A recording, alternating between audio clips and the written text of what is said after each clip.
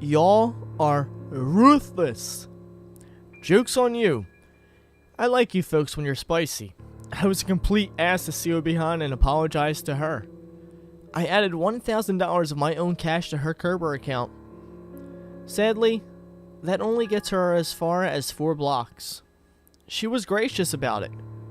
Seal Behind apologized for power fisting my throat. I told her she had no reason to be sorry, and we ended our call on a good note. She gave me 4 bat wings and a review that read, "He's cute for a Neanderthal. I'd ride him again." Which was beyond kind of her, but now I'm not sure if she was pissed or flirting. Both? Maybe? I will continue to do my best at keeping my mouth closed.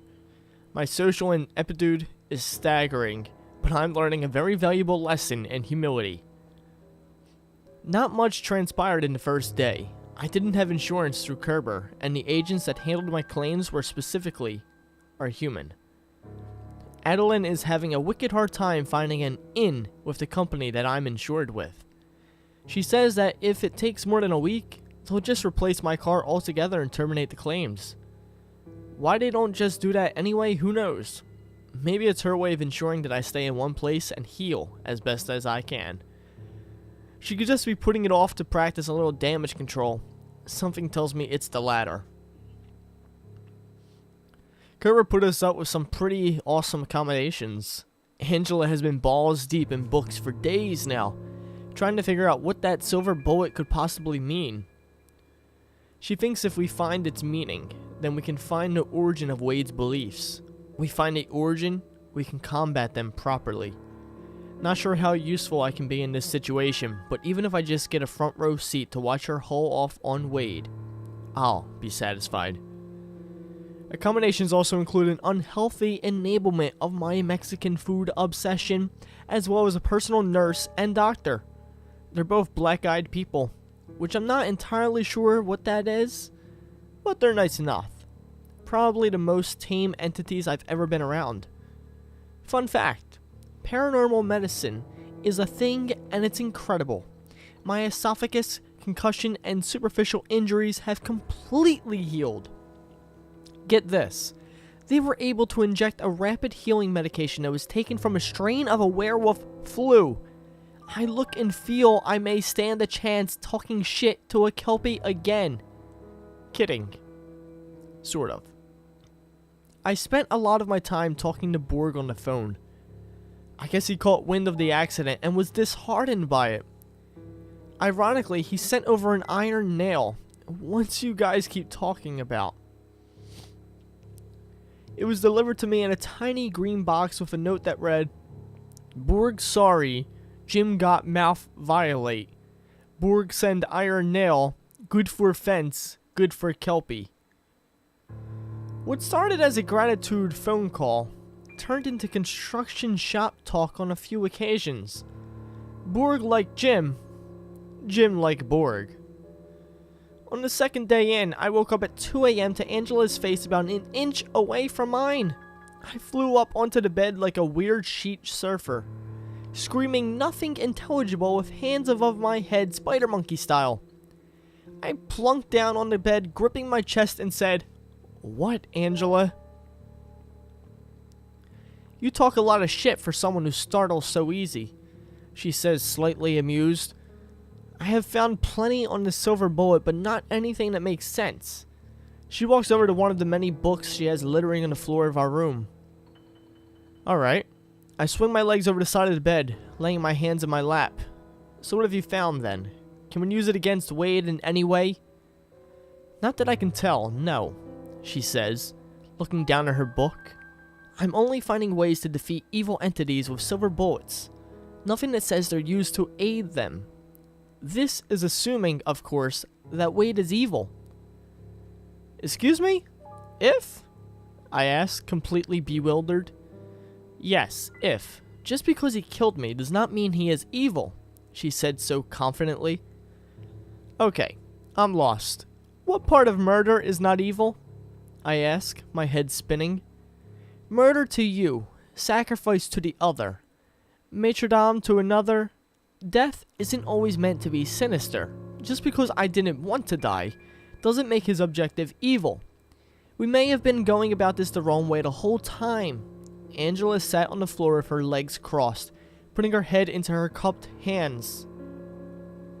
So, you're thinking this is some sort of protection doodad?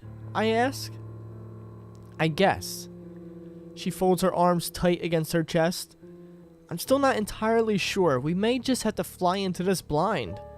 I would suggest contacting a priest, but given your line of work, it could tarnish anything you have left of your credibility among the paranormal. I throw both fists up, give her the double bird special. Okay, on that note, I'm going back to sleep. As soon as my head hits the pillow, the hotel line rings. I throw a bit of a flailing tantrum before picking up the phone. On the other end, I can only hear a faint rustling of what sounded like wind. Hello? I asked, looking at my sister with one eyebrow raised. Hi, James. It's a man who sounds like a cat that ate the canary. That's when I notice that Angela is violently shaking, cowering against the corner of the room, eyes welling up. Who is this? I asked the man with a hint of concern for my disposition. I hear that you're looking for me, he says in his smooth as cream voice. I'm Wade. You son of a bitch. You bet your sorry ass I'm looking for you, I scream into the receiver. Pure rage surged its way through my every nerve in my body like I was electrocuted with blind madness. Calm yourself, child. Now he definitely sounds condescending. You'll get your chance. I'm in need of a ride. Do you happen to have time for a request? Oh, our little bitch is considered paranormal now. That's news to me. I thought cowards like you had a super cool fan club that congregates in the basement for pre-murder circle jerks. Does that come before or after fucking your mom? Sorry, folks. I tried, but let's face it, he had that coming, and I'm sure a lot of you would be disappointed in me for not properly tearing his dickwort to shreds. He laughed in an unsettling manner. Oh, child, you know not the dire situation you've stumbled into. I clench my teeth, blood boiling so hot that I can feel myself sweat as he continues. That's fine. In due time, I suppose. In the meantime, please respond to my request. I'll be waiting. The line goes dead. I waste no time and call Adeline immediately. She picks up the phone and starts with James, panic shrouding her voice. I don't want to hear it, Adeline. I get dressed, putting the iron nail in my pocket. Get me a car. Now. I don't give a damn what it is. Get a car out front. James, I'm not above begging. Please don't. Car. Now. I scream at her and hang up. Angela, we're going for... I stop and come to a startling realization that Angela isn't in the room anymore. I frantically race to my phone, ignoring the Cerber notifications, and try calling her. My calls went straight to voicemail. I could feel my torso caving in, anxiety rushing over my body. He must have her. I don't know how, but my intuition is telling me that somehow he has her. I run down to the front desk of the hotel, finding a silver plate holding a set of keys and a note from Adeline that reads, "Please, in the name of all things holy, don't do this." I swipe the keys and rush out to find a standard black luxury sedan waiting for me. I all but fly into the front seat, turn the ignition, and mount my phone on the dash. I tap the Cerber app and buckle up as it loads.